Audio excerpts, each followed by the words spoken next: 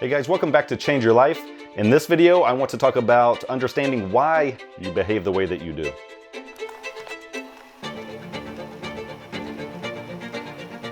So in my previous video, I outlined 3 steps that you need to take in order to change your life. And over the course of the next 3 days, I want to expound on each one a little bit to maybe give a little bit more context into each step. So in step 1, I said that you needed to take Dr. Gabor Maté's course called Healing Trauma and Addiction. And even if you don't have trauma or addiction in your life, because you're going to understand the why you behave the way that you do, which is crucial in this process of changing your life. And in the doctor's course, he talks about intergenerational trauma and intergenerational bad habits, whatever it may be, being passed down from generation to generation, and how that is affecting you because of your parents' trauma or addictions or poor behaviors, how that is affecting you to this day. And it's 100% not about placing blame on your parents. Again, this is passed down to them from their parents and so forth. It's not about placing blame on yourself for the decisions that you've made. And he talks about how, we have this saying, it's you should be ashamed of yourself. And he talks about, what does that mean? I should be ashamed of myself. No, we should never be ashamed of ourselves. We should be ashamed of maybe of our actions.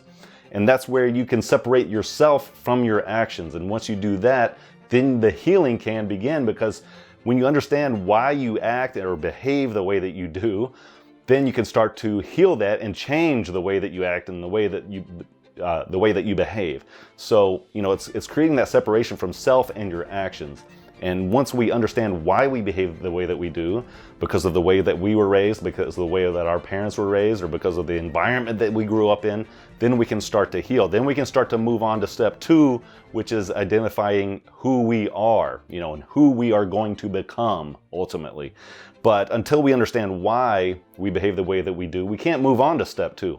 Because if you change who you are, or you try to change who you are, but you don't understand why you behave the way that you do currently, then ultimately when you make those changes in your life, whether it's exercise or being nice or whatever it is, changes in your life, you're going to resort back to your old behaviors because you never fixed that. You never fixed why you behave and why you are the way that you are today. So step number 1 is crucial in understanding why you behave the way that you do. And that's why I say to take his course.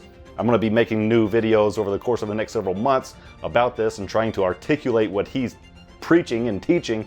But until then, take his course, because he does a much better job than I can right now. But so tomorrow I'm going to be talking about deciding who you are. But again, going through that first step is crucial in understanding why you behave the way that you do. But if you want to learn more, if you want to follow along with me on my journey into transforming my life over the course of this 365-day video project, please like and subscribe, and I will talk to you tomorrow.